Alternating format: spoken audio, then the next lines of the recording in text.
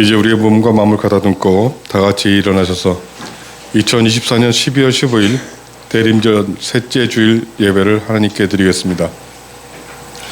광야에서 외치는 자의 소리가 있어 이르되 너희는 주의 길을 준비하라.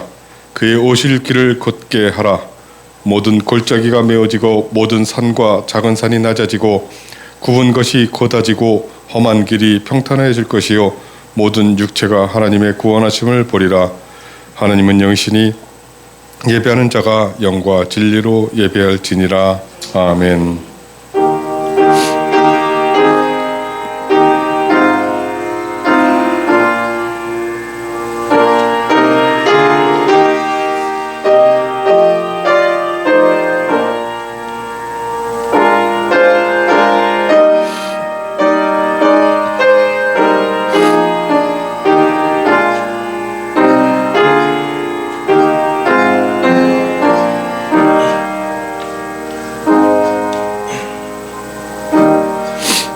사랑과 능력 충만하신 하나님 아버지, 주님이 구별하신 거룩한 주님의 날에 저희들이 감사함으로 교회에 나와 예배를 드립니다.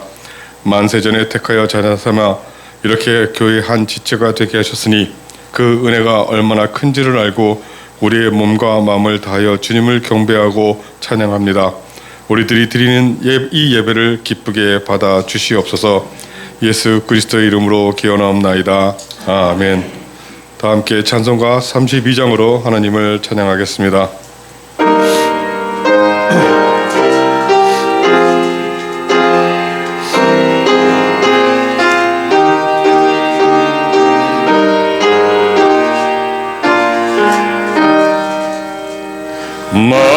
만유의 주제 존귀하신 예수 사람이 되신 하나님 나사하여 영원히 섬길 내 영광 되신 주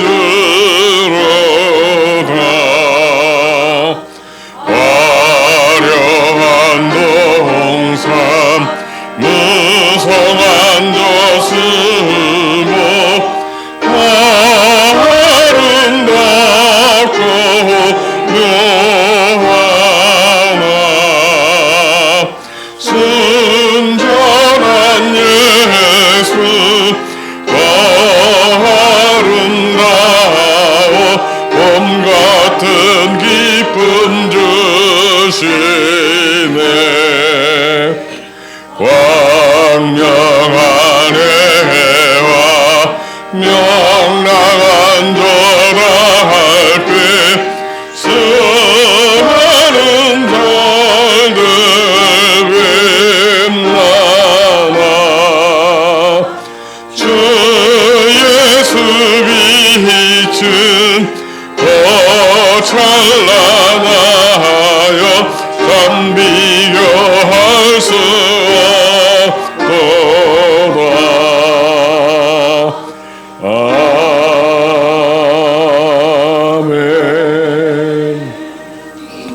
사도신경으로 우리 신앙을 고백하겠습니다. 나는 전능하신 아버지 하나님 천지의 창조주를 믿습니다. 나는 그의 유일하신 아들 우리 주 예수 그리스도를 믿습니다. 그는 성령으로 잉태되어 동정녀 마리아에게서 나시고 본디오 빌라도에게 고난을 받아 십자가에 못 박혀 죽으시고 장사한 지 사흘 만에 죽은 자 가운데서 다시 살아나셨으며 하늘에 오르시어 전능하신 아버지 하나님 우편에 앉아 계시다가 거기로부터 살아있는 자와 죽은 자를 심판하러 오십니다. 나는 성령을 믿으며 거룩한 공교회와 성도의 교제와 죄를 용서받는 것과 몸의 부활과 영생을 믿습니다. 아멘. 오늘 말씀 교독은 이사야서 12장 2절부터 6절 말씀입니다. 주보 앞면을 참고하시면 되겠습니다. 하나님 말씀 교독하겠습니다. 보라, 하나님은 나의 구원이시라. 내가 신뢰하고 두려움이 없으시니 주 여호와는 나의 힘이시며 나의 노래시며 나의 구원이심이라.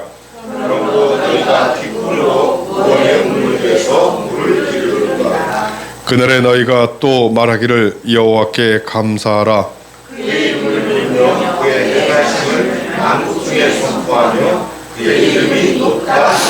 여호와를 찬송할 것은 극히 아름다운 일을 하셨음이니 시온의 주민아 소리 높여 부르라.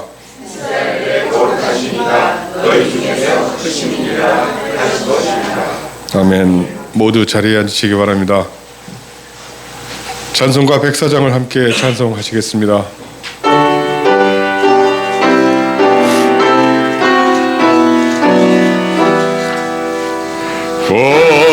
거둬서서 임마누엘 오그하소서 이스라엘 그 포로 생활고 달바 메시아 기다립니다. 기뻐하라 이스라엘 거두시리오 임마누엘 거두소서 지혜의 주 온 만물 질서주시고 참 진리의 길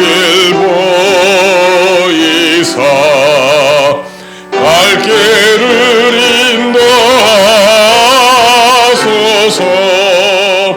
기뻐하라 이스라엘 거두시리오 임마누엘 거두소서 소망의 주 만백성 만맘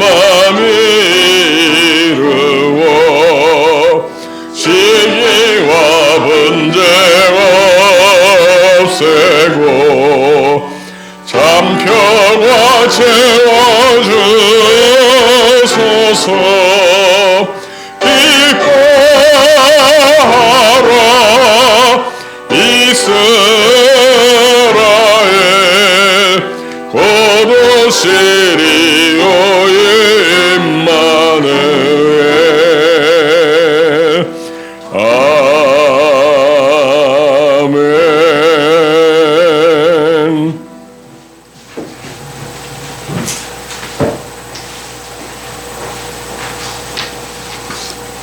기도드리겠습니다. 은혜가 풍성하신 하나님 아버지, 추운 날씨 속에서도 저희를 늘 지켜주시고 건강을 허락하시어 오늘도 예배 드릴 수 있게 하시는 주님의 은혜에 감사를 드립니다. 하나님, 지금 우리나라가 몹시 혼란스럽고 어려움 가운데 있습니다. 우리나라와 민족을 위해 기도합니다. 이 나라에 주님의 공의가 가득 차게 하시고 지도자들에게 지혜와 분별함을 주시어 주님의 뜻을 따라 이끌어가게 하옵소서. 저희 성도들을 기억하시어 삶에 지치고 힘겨운 자들에게 새 힘과 소망을 주시옵고 어떠한 시험에도 넘어지지 않도록 붙잡아 주시어 말씀으로 이기게 하여 주옵소서. 저희 하늘빛 내리교회를 사랑하시는 주님, 마음과 뜻과 정성을 다하여 예배하는 자가 넘치게 하시고 주님을 믿지 않는 영혼들이 주님을 만나는 역사가 이루어지게 하여 주옵소서. 오늘도 하나님의 말씀을 전하시는 목사님께 은혜 베풀어 주시며 건강도 함께 지켜주시옵고 오늘의 말씀 속에서 저희의 귀가 열리게 하시어 말씀을 받아들이는 지혜와 깨달음을 주옵소서. 말씀을 배우는 이 예배로 우리의 마음이 치유되고 주님의 놀라운 사랑을 체험하는 시간이 되길 바랍니다. 마치는 시간까지 주님 이끌어 주시길 소원하며 살아계신 예수님의 이름으로 기도드립니다. 아멘.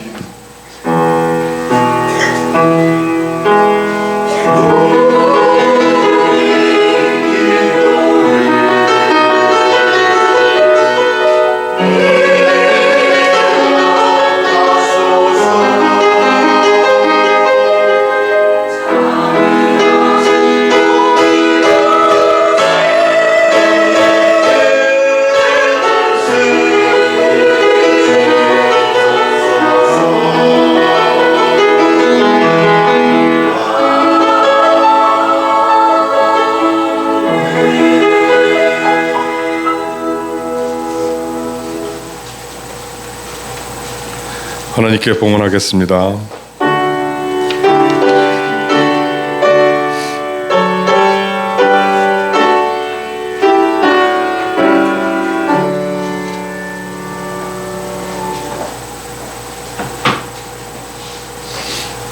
함께 기도드리겠습니다.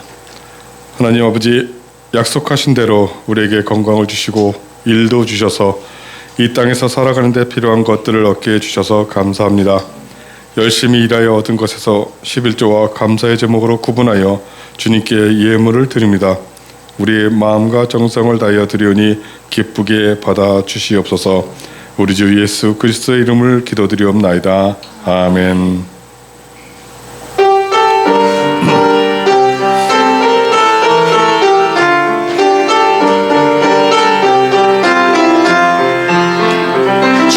사랑으로 사랑합니다. 주의 사랑으로 사랑합니다. 형제 안에서 주의 영광을 보내 주의 사랑으로 사랑합니다. 주의 사랑으로 환영합니다. 주의 사랑으로 환영합니다. 자매 안에서 주의 영광을 보내 주의 사랑으로 환영합니다. 네, 주의 사랑으로 환영하고 주의 사랑으로 서로 인사를 드리는 시간이 너무나 행복하고 아름답습니다. 교회 소식을 알려드리겠습니다. 오늘은 대림절 셋째 주일입니다. 주님 오신 성탄절을 기다림과 같이 주님 다시 오심도 기다리며 살아가고 있는지 돌아보는 시간이 되시기 바랍니다. 우리들은 세상 속에 살지만 하늘에 속한 사람으로 하늘에서 내려다보듯이 세상을 보며 바른 길이 어디에 있는지 전체를 다 보며 살아가야 할 것 같습니다. 우리 믿는 사람들이 세상에 벌어지는 작은 일에 그때그때마다 너무나 반응하는 거 썩 좋지는 않은 것 같습니다. 그러니까 주님께서 원하시는 것이 무엇인지를 잘 생각하는 우리들이 되어야 할 것 같습니다. 찬송가 105장을 함께 찬송하시겠습니다.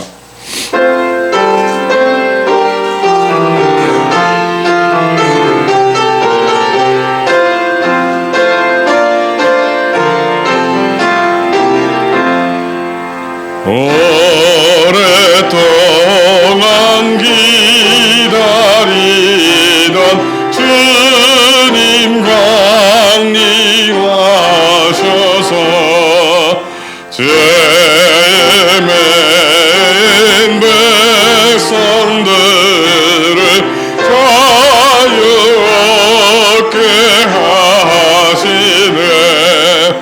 주는 우리의 소망이요 힘과 외로 되시니 오래 기다리던 백성 많은 복을 받겠네.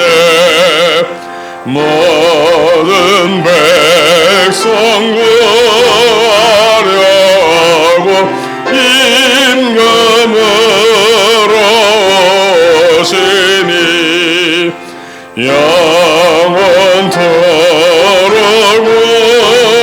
우리들을 신이 다스리시네.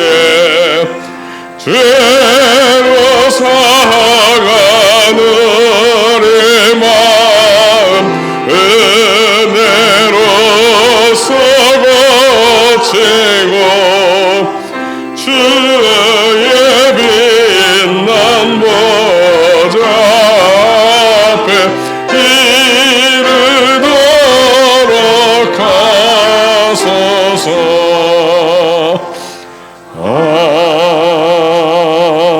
아멘.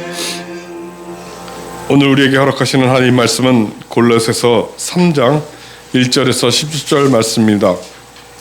골로새서 3장 1절에서 10절 말씀, 신약성경 326쪽입니다. 이 말씀은 하나님의 말씀입니다. 하나님의 말씀을 받들어 읽겠습니다. 경청하시기 바랍니다. 그러므로 너희가 그리스도와 함께 다시 살리심을 받았으면 위의 것을 찾으라. 거기는 그리스도께서 하나님 우편에 앉아 계시느니라. 위의 것을 생각하고 땅의 것을 생각하지 말라. 이는 너희가 죽었고 너희 생명이 그리스도와 함께 하나님 안에 감추어졌습니다.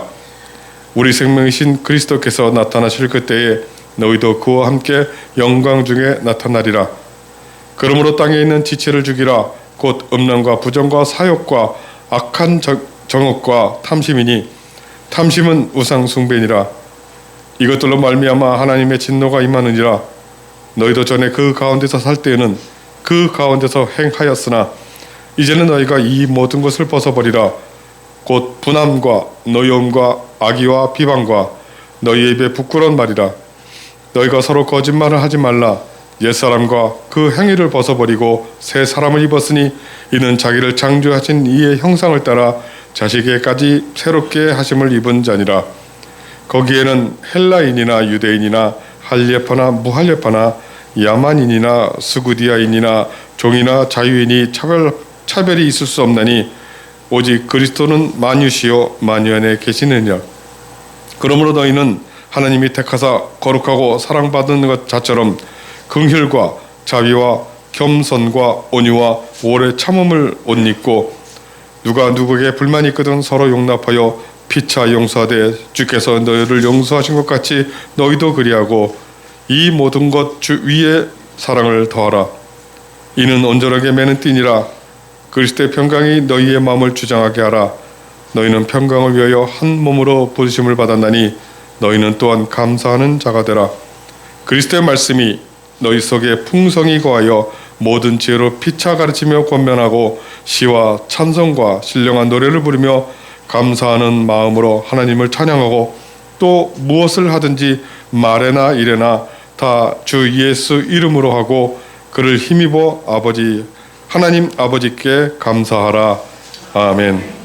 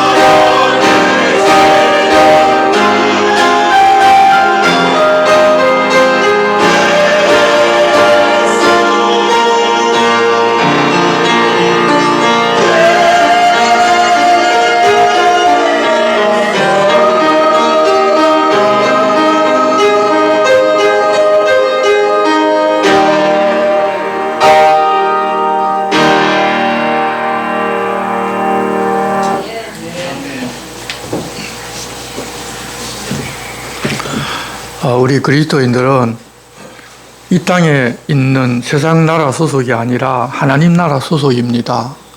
하지만 우리들은 그 사실을 너무 잘 잊어버립니다.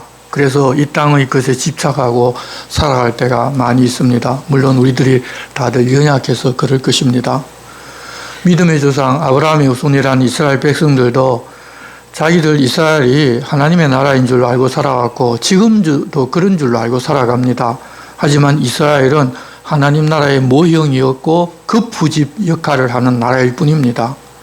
이 거푸집은 콘크리트 구조물을 일정한 형태나 크기로 만들기 위하여 굳지 않은 콘크리트를 부어 넣어 원하는 강도에 도달할 때까지 양생 및 지지 않은 가설 기구를 말하는 것인데 다른 말로 형틀이라고도 합니다. 그런데 이 거푸집을 보게 되면 앞으로 지어질 건물이 어떤 크기로 어떤 모양으로 지어질 것인지를 대충 알 수가 있습니다. 하나님께서 이 땅에 세워진 이 이스라엘을 통하여 이 땅에 속하지 아니한 하나님 나라가 어떤 모습이고 그 나라 백성들은 어떻게 살아야 하는지를 대략적으로 알려주고자 이 땅에 이스라엘을 세우고 그 백성들은 하나님 나라 백성의 삶을 이 세상에 보여주는 시범조교로 삼으신 것입니다. 그들이 믿음으로 하나님의 나라 백성으로 살았다면 모두 다 하나님 나라 식구가 되었을 것입니다. 하지만 그들은 그렇게 살기로 약속을 했음에도 하나님과 한 그 약속을 어겼을 뿐만 아니라 자기들이 한 약속이 무엇인지조차도 잊어버리고 이 세상 나라를 본받아 살아서 하나님 나라 백성들이 받아서 누려야 할 시험적인 그런 복들을 많이 약속해 주셨는데 그것들을 다 누리지를 못하고 심지어는 그 나라가 망하는 것까지 보게 하셨습니다. 그런 그들에게 하나님께서는 너희들과의 그 첫 약속이 깨졌기 때문에 이제는 새 언약을 맺는다고 알려주셨습니다. 하지만 그런 구언약, 옛 언약이 무엇인지도 모르는 사람들이 이 새 언약이 무엇인지 알 리가 없습니다. 하나님께서는 그런 상황을 이해하지 못하는 그들에게 하나님의 나라는 이 세상에 속하지 아니하는 한 분이 오셔서 세우는 새 나라라는 것을 바벨론의 느부갓네살이 세상 역사와 그 모든 것들을 다 하나님께서 다스리신다는 것을 알게 하는 꿈과 또 잊어버린 그 꿈을 다니엘로 하여금 해석하게 하셔서 이스라엘 백성과 세상 모든 사람들에게 다 알려주셨습니다. 하나님께서는 그렇게 다니엘을 통해서 알려주셨지만 그 선지자를 믿는다는 이스라엘 백성들은 그 말씀을 듣고 이해한 것이 아니라 세상에 속한 자기들의 이스라엘이 곧 하나님의 나라라고 굳게 믿고 자기들을 이 세상에서 뛰어나게 만들어줄 것으로 또 믿었습니다. 그냥 그저 세상만 바라본 것입니다. 그런 착각 속에서 거짓 것을 믿고 살다 보니 자기들 나라를 다윗 시대처럼 위대하게 만들어줄 영웅 메시아를 기다렸고 처음에는 하나님 보내신 예수 그리스도가 병든 사람을 고치고 오병이어의 기적을 행하고 또 귀신을 내쫓는 것을 보고서 그런 자기들 기대를 충족시켜 줄 것으로 생각하고 많은 사람들이 따랐습니다. 아마 마지막 순간까지도 십자가에서 기적같이 내려와서 자신을 때리고 모욕하고 십자가에 못 박은 사람들을 다 잡아 죽이고 위대한 이스라엘을 세우실 것으로 믿었을 것입니다. 하지만 끝내 자기들의 기대를 이루어주지를 않으시고 십자가에 못 박혀 죽는 것을 보고서 대부분이 다 그를 떠났습니다. 이후에 예수께서 부활하셔서 직접 제자들을 찾아가서 만나주시고 하나님 말씀과 자기가 그때까지 한 말씀을 풀어주셨을 때 마음이 뜨거워지고 주님이 부활하셨다는 사실을 믿게 되었고 성령께서 강림하신 후에 예수님 하신 말씀들을 생각나게 해주셨을 때 그 하나님의 나라를 전파하며 성령의 인도하심을 따라 땅끝까지 나가서 복음을 전하기 시작하였습니다.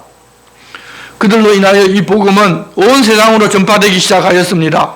그 복음은 하나님의 나라가 임하였다. 그렇지만 그 하나님의 나라는 이 세상에 속한 나라가 아니라는 것이었습니다. 요한복음 18장 36절의 말씀을 보면 예수님께서 빌라도에게 신문을 받으실 때 내 나라는 이 세상에 속한 것이 아니니라.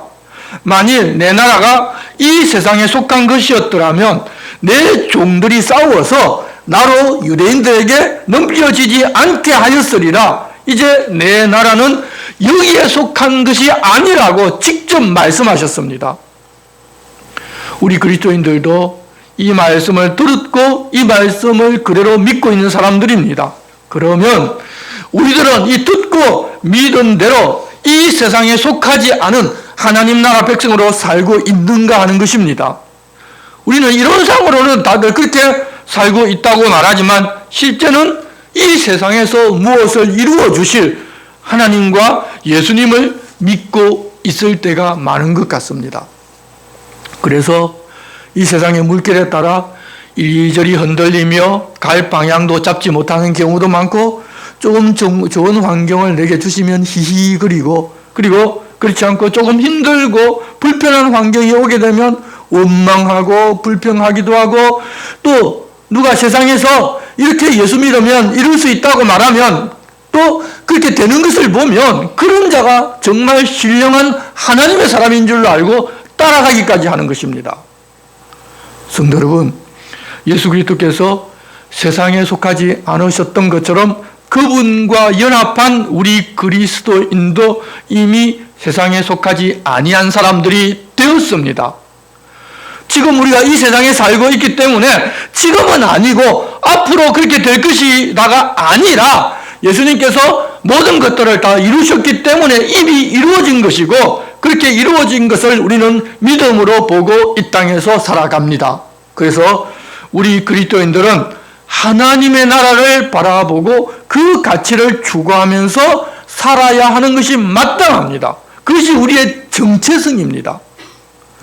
바울 사도는 골로새 교회 성도들에게 예수 그리스도가 어떤 분이신지를 알려주고서 이제 그분을 믿는 성도들이 어떻게 살아야 하는지를 말하면서 삶과 가치관의 기준이 이 세상의 것이 아니라 하나님 나라이기 때문에 위의 것을 찾으라고 말씀을 이어가십니다.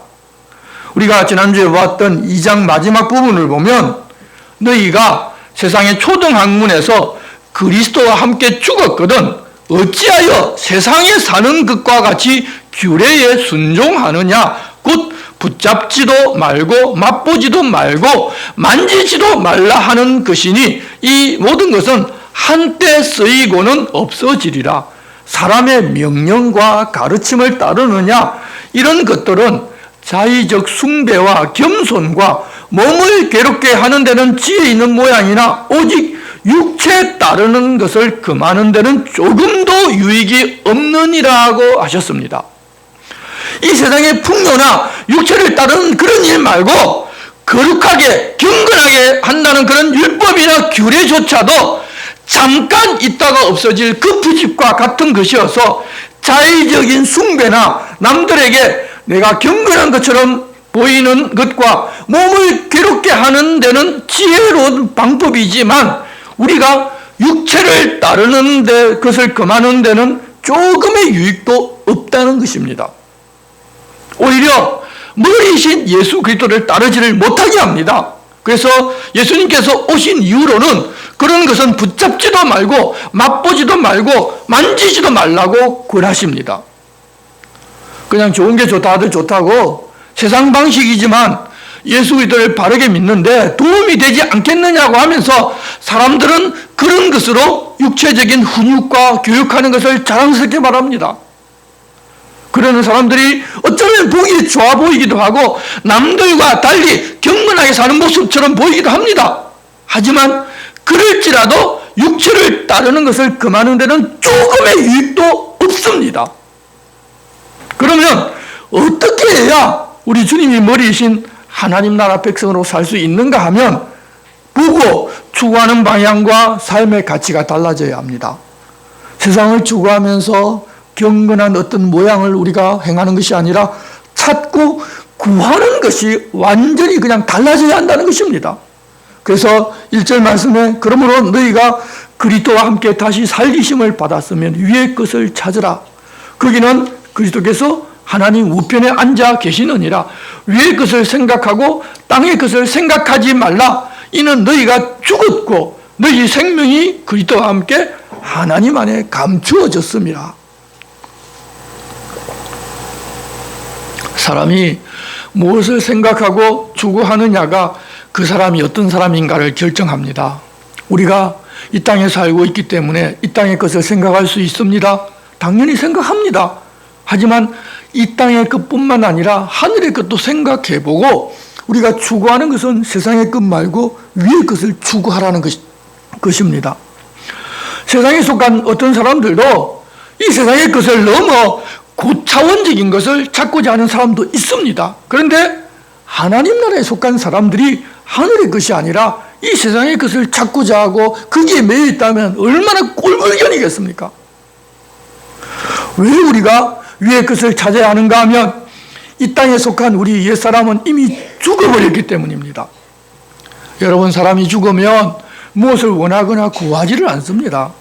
그래서 이 땅에 속한 옛사람이 이미 죽었기 때문에 우리는 이 땅의 것을 구하지를 말아야 하는 것입니다.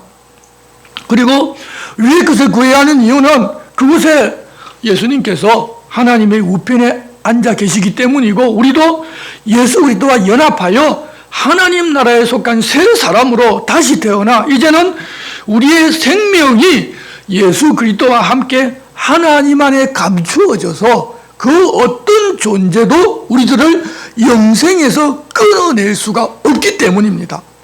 아니, 영생을 살 사람들이니까 그에 걸맞는 방향으로 가면서 그에 부합된 삶을 찾아야 하지 않겠습니까?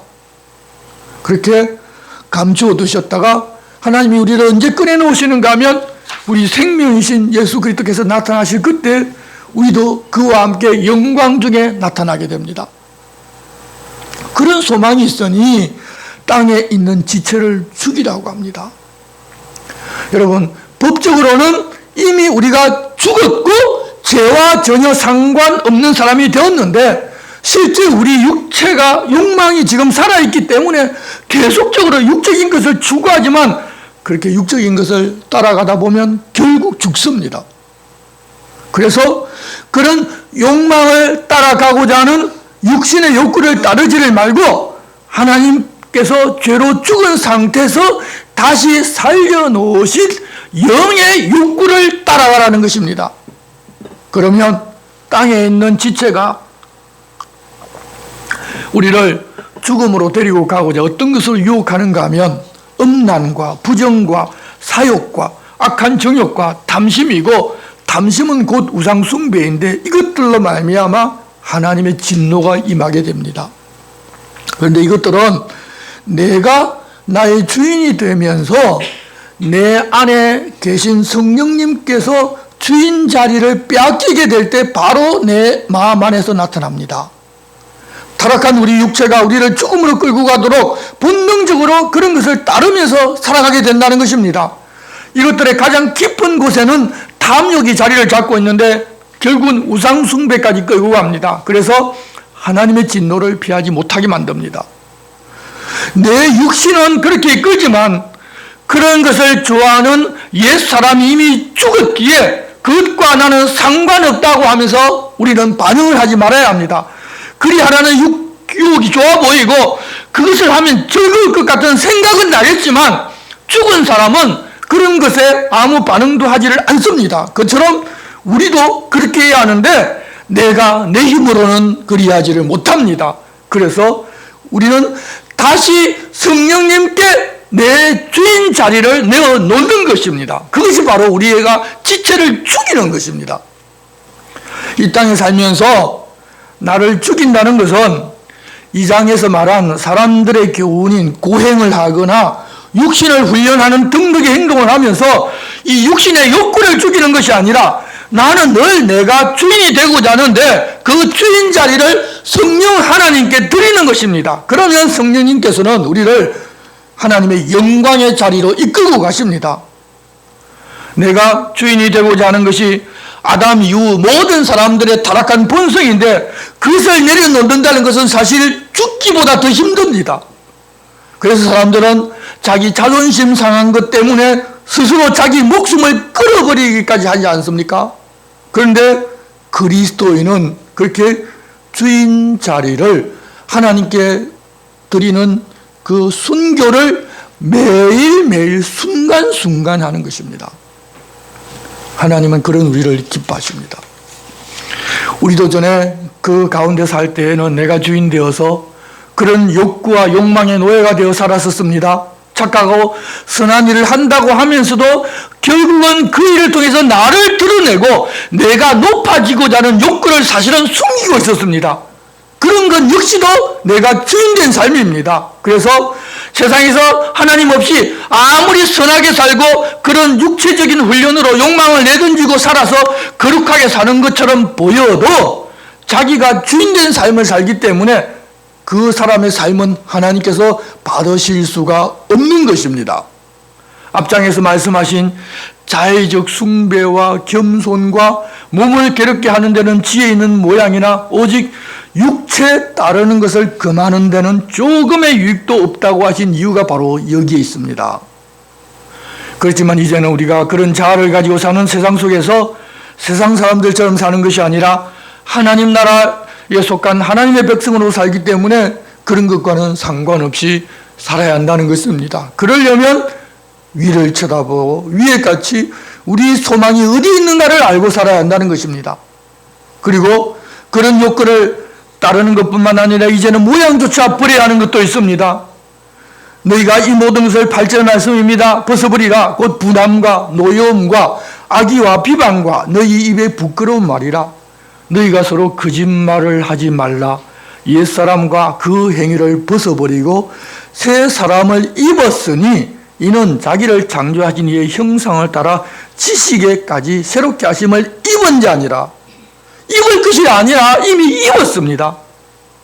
자기가 주인 되면 그런 자기에 대한 어떤 기준을 가지게 되고 그 기준에서 조금이라도 남이 나를 그 낮게 보거나 내 말을 듣지 않고 나에게 대한 바른 평가를 하지 않는다고 생각이 되면 바로 분노가 나고 노여움이 생기고 악을 악으로 갚아주고 싶어지기도 하고 그 사람을 비방하기도 싶어지고 입에서 상스러운 소리가 나오게 됩니다. 그뿐만 아니라 나를 변호하고 나를 더 높이기 위해서 우리는 거짓말도 하게 됩니다.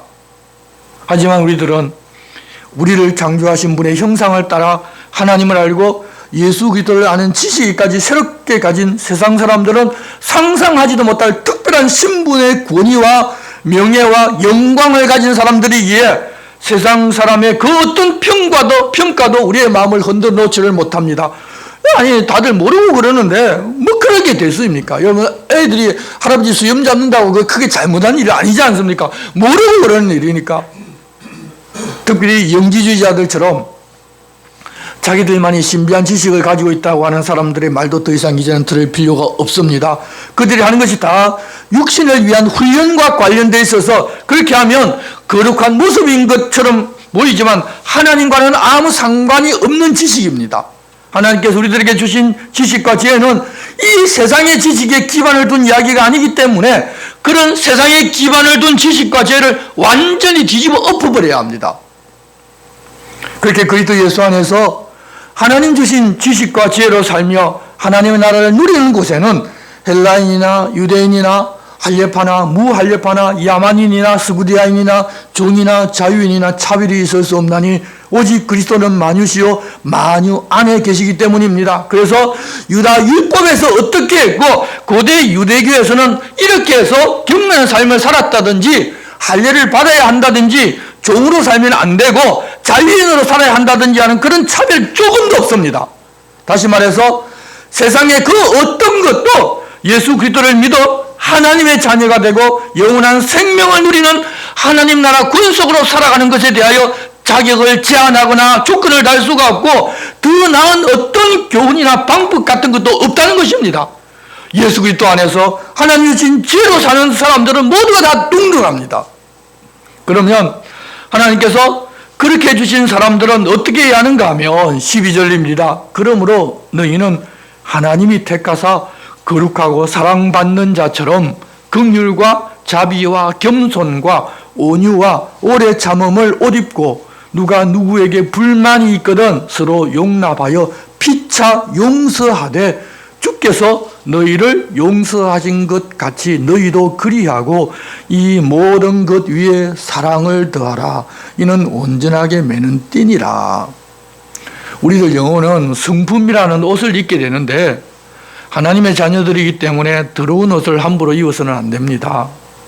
성품은 어쩌면 태어날 때부터 가지고 난다는 이야기를 많이 하고 또 가만 보면 살면서 좀 배우기도 하는데 우리가 그런 것이 없는 악에 속한 육신을 가지고 태어났는데 어떻게 우리가 그러면 할 수 있느냐는 말을 할 수도 있지만 중요한 것은 우리는 하나님 안에서 새롭게 하나님의 성품을 가지고 거듭 태어난 사람들이기 때문에 그렇게 살 기본적인 성품을 이미 우리에게 하나님 주셔서 부유를 했다는 것입니다. 우리 옛자는 그런 것들이 없지만 거듭나면서 주님은 우리들에게 그런 것을 이미 주셨습니다. 그래서 내가 주인 되어서 옛자대로 살고자 하면서 우리는 새롭게 태어난 하나님의 사람으로 긍휼과 자비와 겸손과 온유와 오래 참음 그것을 안 잊고 살겠다고 하면 모르겠지만 내가 하나님 뜻 안에서 살겠다고 그렇게 말을 하면 그것이 이미 내 안에 있기 때문에 하나님께서는 우리로 하여금 긍휼, 자비, 겸손, 온유, 오래 참음을 옷 입고 살 수 있게 해주십니다. 그래서 우리는 그렇게 살아야 하는 것입니다. 뿐만 아니라 불만이 있다 하더라도 서로 용납하고 피차 용서할 수도 있습니다. 내가 하는 것이 아닙니다. 하나님이 내게 주셨기 때문에 그게 가능해지는 것입니다. 주님이 우리를 용서하셨는데 여러분 영원히 죽을 나를 용서하셨는데 여러분 내게 조금 잘못한 그거 용서 못한다는 것은 있을 수가 없는 일이지 않습니까? 그러면 서로 용서하지 말고 다시 지옥 가는 게 옳겠습니까? 아니지 않습니까? 우리가 용서받아서 영원한 생명을 얻은 것은 세상 그 어떤 것보다도 더 가치 있는 것인데 그 가치 있는 것을 이미 받았으면서 작은 것을 여러분 우리가 하지 못한다면 그것은 가치 있는 그 용서를 지금 자기가 체험하지도 못하고 귀하게 여기지도 못하고 있다는 이야기입니다. 그리고 우리는 그런 것에 사랑을 다하여 한 몸 되게 하신 것을 힘써 지켜야 합니다. 이 세상을 보면서 늘 우리의 마음은 이리저리 흔들립니다. 우리 육신은 우리들에게 욕구대로 살아가라고 유혹을 하고 내 자아를 추구하면서 살라고도 합니다.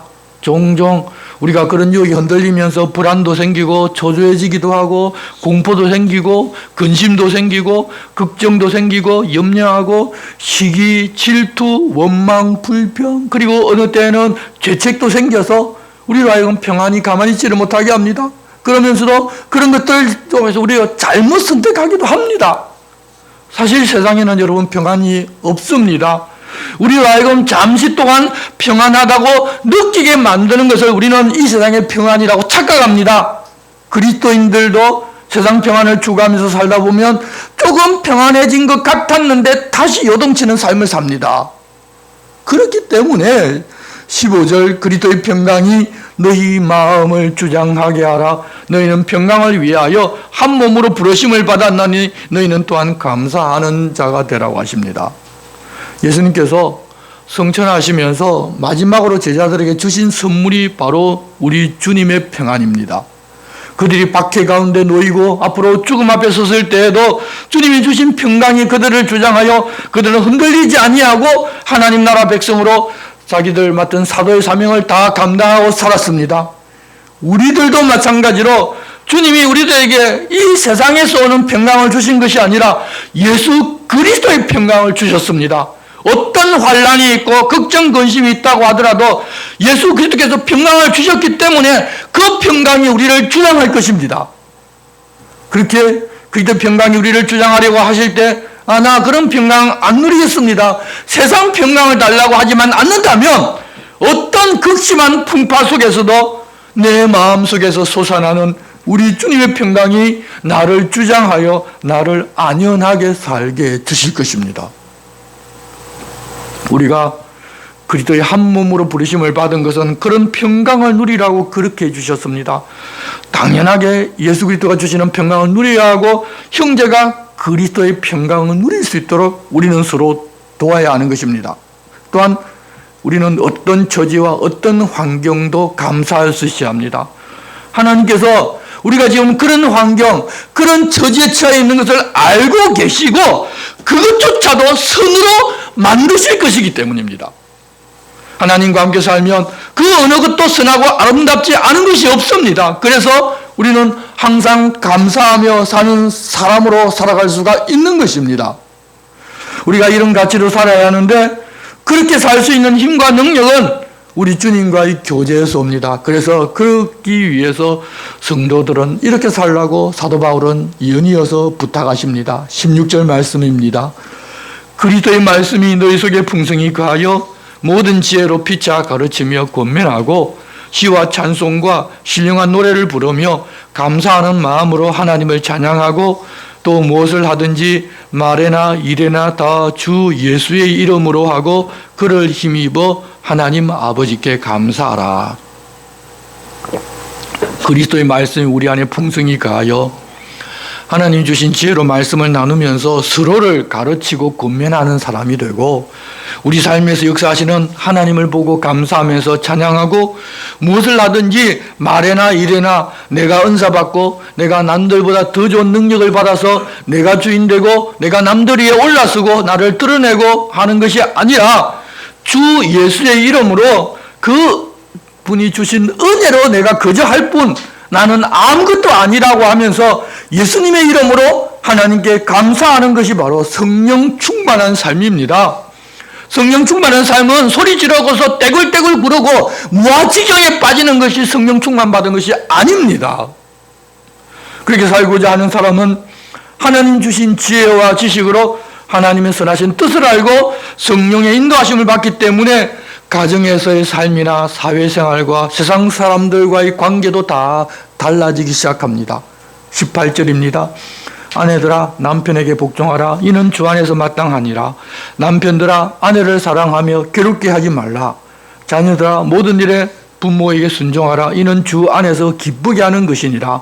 아비들아 너희 자녀를 노엽게 하지 말지니 낙심할까 함이라. 종들아 모든 일에 육신의 상전들에게 순종하되 사람을 기쁘게 하는 자와 같이 눈가림만 하지 말고 오직 주를 두려워하여 성실한 마음으로 하라. 무슨 일을 하든지 마음을 다하여 주께 하듯 하고 사람에게 하듯 하지 말라. 이는 기업의 상을 주께 받을 줄 아나니 너희는 주 그리스도를 섬기느니라. 불의를 행하는 자는 불의의 보응을 받으리니 주는 사람을 외모로 취하심이 없느니라. 상전들아 의와 공평을 종들에게 베풀지니 너희에게도 하늘에 상전이 계심을 알지어다. 우리가 왜 이렇게 살아야 하는가 하면 우리는 그리스도를 섬기고 하나님께 상을 받을 사람들이기 때문입니다. 지금은 이렇게 산다고 세상에서 상 받는 일도 혹 있을 수 있지만 당시 성인 남자 중심의 사회이고 자유인들 중심 사회에서 이 그리스도인들은 아내와 아이들과 종들에게 죽게 하듯 해야 한다는 것은 당시 세상 사람들은 상상하지도 못하는 일들이었습니다. 아마 지금도 이렇게 살면 대부분이 다 바보 취급받을 것입니다. 하지만 우리는 하나님께로부터 상을 받을 사람들이기 때문에 그렇게 살라는 것입니다. 세상이 뭐라고 말하든지 간에 그런 가치에 매몰되지 말고 하나님께 상을 받기 위해서 하나님 그러면 상을 주시니까 그리 하라는 것입니다. 그렇게 부탁하고서 기도 생활을 권면하는데 이 기도라는 것은 감사가 기본인 것을 알려주십니다. 우리들은 기도라고 하면 내가 무엇이 필요하고 부족하고 일이 풀리지 않으면 열심히 기도하고 그런 문제가 해결되면 그때부터 기도를 쉬기가 쉽습니다. 하지만 우리가 육신의 욕구에 지지 아니하고 위의 것을 찾고 살아갈 수 있는 신앙생활을 하고자 하면 감사를 알고 감사하는 기도를 쉬지를 않아야 합니다.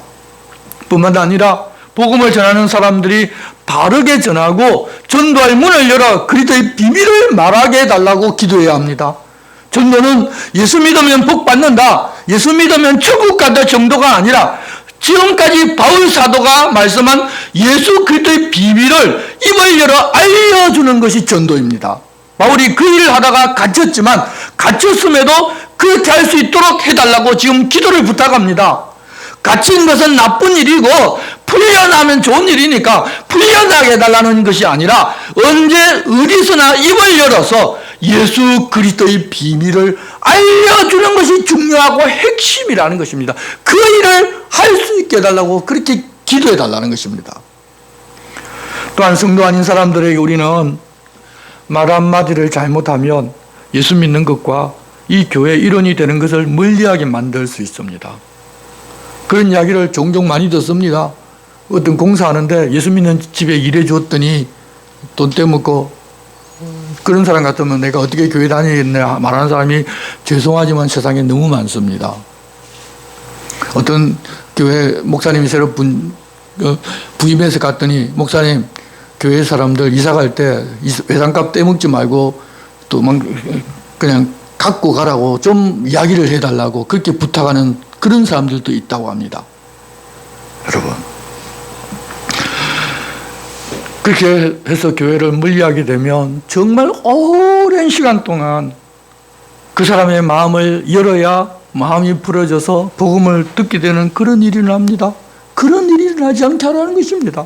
세월을 아끼라는 것은 바로 그런 이야기입니다. 그리고 말을 하는데 다른 사람이 듣기 싫은 자기 자랑과 같은 이야기를 조리 없이 이 말 저 말 마구 하는 것이 아니라 항상 은혜 가운데서 소금으로 맛을 내음과 같이 하여 듣고 싶게 만들라고 하십니다. 그렇게 말을 하게 되면 듣고서 묻고 싶어질 것입니다. 그런 사람들에게 우리가 입을 열어서 예수 그리스도의 비밀을 알려줄 수 있지 않겠습니까? 바울 사도가 권면하는 모든 것이 다 위의 것을 추구하는 것이고 하나님의 나라에 대한 가치로 사는 것이 세상에 속하지 않은 그런 우리들의 삶입니다. 처음에는 모르고 우리가 예수 믿으면 세상에서 승부하고 복을 받을 줄로 알고 믿었을 수도 있지만 믿은 지 이제 시간이 좀 오래되었다면 이제는 무엇이 예수 그리스도의 비밀이고 하나님께서 성도들에게 어떻게 살기를 바라시는지를 알고 그에 합당하게 살아가야 하지 않겠습니까? 바울 사도는 이제 편지를 맺으면서 내가 두기고를 통해서 이 편지를 보냈는데 인사와 개인적인 당부를 합니다. 4장 7절부터 끝까지 제가 봉독하겠습니다. 귀 기울여 들어보시기를 바랍니다. 두기고가 내 사정을 다 너에게 알려주리니 그는 사랑받는 형제요 신실한 일꾼이요 주 안에서 함께 종이 된 자니라. 내가 그를 특별히 너에게 보내는 것은 너희로 우리 사정을 알게 하고 너희 마음을 위로하게 하려 함이라. 신실하고 사랑을 받는 형제 오네시모를 함께 보내노니 그는 너희에게서 온 사람이라. 그들이 여기 일을 다 너희에게 알려주리라. 나와 함께 갇힌 아리스다고와 바나바의 생질 마가와 이 마가에 대하여 너희가 명을 받았음에 그가 이르거든 영접하라. 유수도라고 하는 예수도 너에게 문안하느니라. 그들은 할례파이나 이들만은 하나님의 나라를 위하여 함께 역사하는 자들이니 이런 사람들이 나의 위로가 되었느니라. 그리스도 예수의 종인 너희에게서 온 에바브라가 너에게 문안하느니라. 그가 항상 너희를 위하여 애써 기도하여 너희로 하나님의 모든 뜻 가운데서 완전하고 확신 있게 서기를 구하나니 그가 너희와 라오디게아에 있는 자들과 히에라볼리에 있는 자들을 위하여 많이 수고하는 것을 내가 증언하노라. 사랑을 받는 의사 누가와 또 데마가 너에게 문안하느니라. 라오디게아에 있는 형제들과 num바와 그 여자의 집에 있는 교회에 문안하고 이 편지를 너희에게서 읽은 후에 라오디게아인의 교회에서도 읽게 하고 또 라오디게아로부터 오는 편지를 너희도 읽으라. 아키뽀에게 이르기를 주 안에서 받은 직분을 삼가 이루라고 하라. 나 바울은 친필로 문안하노니 내가 메인 것을 생각하라. 은혜가 너희에게 있을지어다. 아멘. 기도하겠습니다. 하나님 아버지, 저희들에게 골로새서 말씀을 들을 수 있는 기회를 주셔서 감사합니다. 우리가 믿고 있는 예수 그리스도가 어떤 분이신지를 알고 이해하고 이제부터는 이 세상에 속한 육신의 소욕대로 사는 것이 아니라 하나님 계시고 우리가 연합한 예수 그리스도가 계신 위의 것을 찾으며 사는 사람들 되게 도와주시옵소서. 예수 그리스도 이름으로 기도드리옵나이다. 아멘. 이제 다 같이 일어나셔서 찬송가 53장을 함께 찬송하시겠습니다.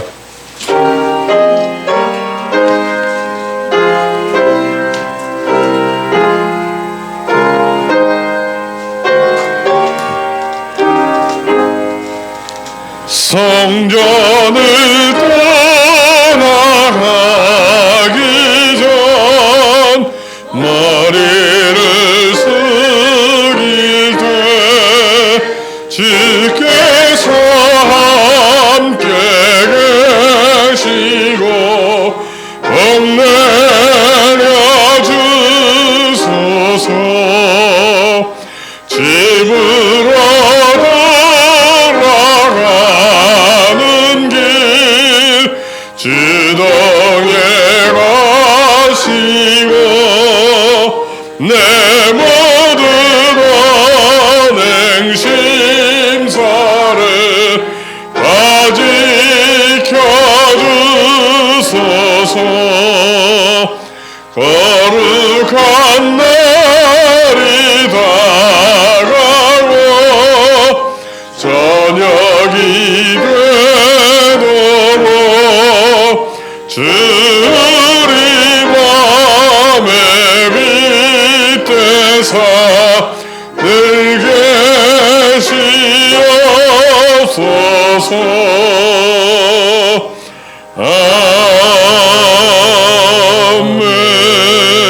아멘. 우리 주 예수 그리스도의 은혜와 하나님 아버지의 사랑과 성령님의 감동 감화하심과 위로하심과 교통하심이 예수님을 주로 모시고 위의 것을 찾으며 사는 모든 성도들 위해 이로부터 영원토록 함께 계시기를 축원하옵나이다. 아멘.